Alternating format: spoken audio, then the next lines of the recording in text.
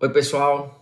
Quero conversar com vocês sobre um relato que deixa muita gente pensativa.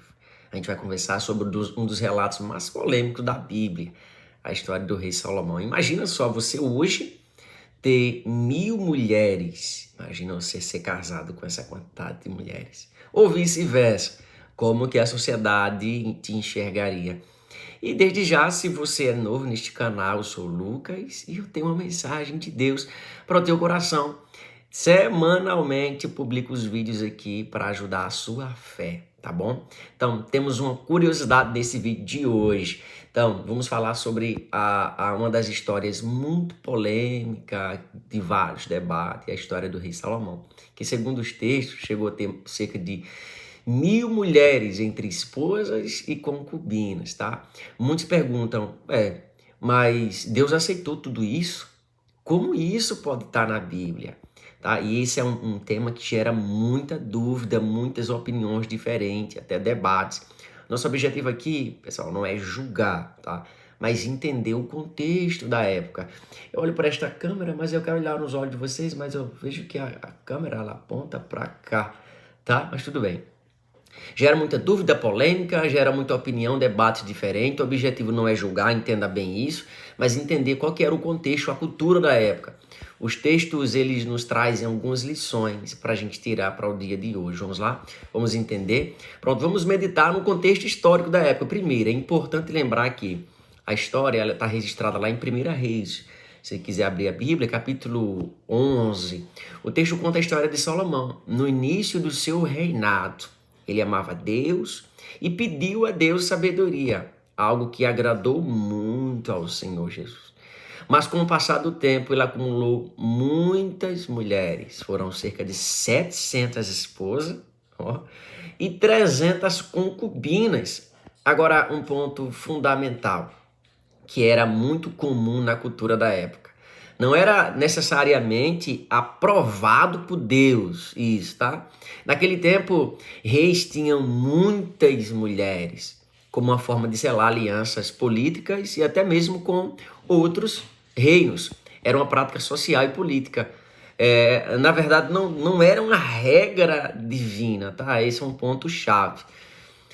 Na verdade, a Torá, ela tinha orientações. A gente vê isso lá em Deuteronômio, capítulo 17, versículo 17. Se você quiser abrir a Bíblia, fica à vontade.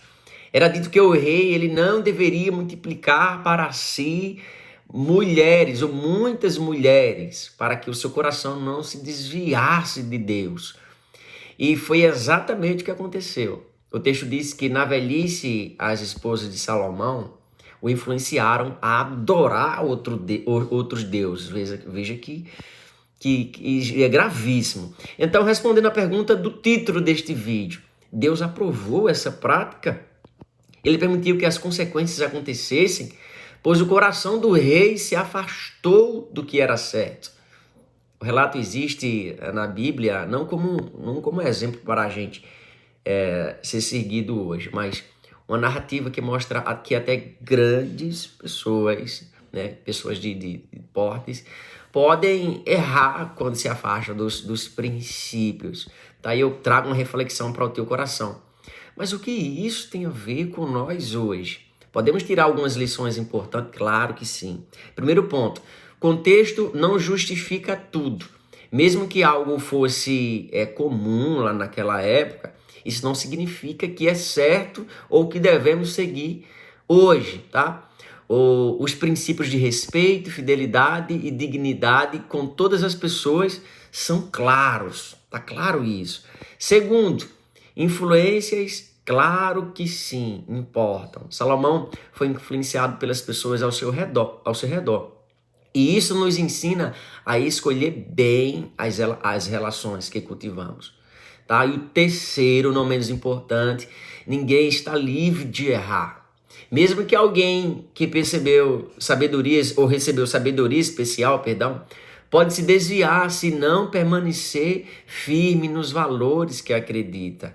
Tá? É importante também respeitar que existem diferentes visões entre grupos religiosos. Bom respeito. nesse quesito.